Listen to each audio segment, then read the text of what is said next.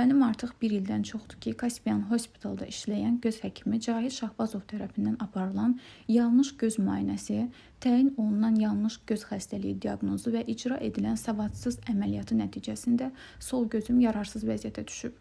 Sol gözümdə görmə qabiliyyətimin itirilməsi və əzələ və sinirlərimin iflic olması səbəbilə artıq bir ildən çoxdur ki, mən şiddətli ağrılardan əziyyət çəkirəm.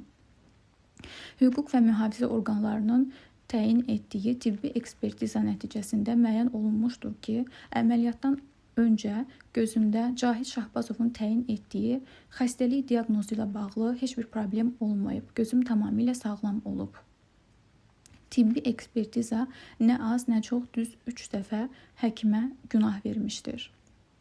Lakin buna baxmayaraq, Səbail rayon prokurorluğunda həkimə 3 dəfə günah verilməsi, həmçinin bir çox sübutların, faktların olmasına baxmayaraq, mənim işim yekunlaşdırılaraq heç cür məhkəməyə təhvil verilmir.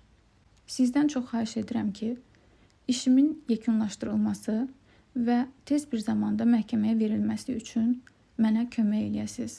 Onu da qeyd etmək istəyirəm ki, mənim timsalımda Cahit Şahbazovun yüzlərlə qurbanı olan xəstələr vardır. Cahit Şahbazov isə həmin xəstələrə yalnız bir cavabı verir. Siz mənə heç bir şey edə bilmərsiniz, mənim çox güclü vəkillərim var, deyərək özgüvən nümayiş etdirir. Sizdən çox xahiş edirəm ki, bu məsələdə mənə yardımcı olasınız.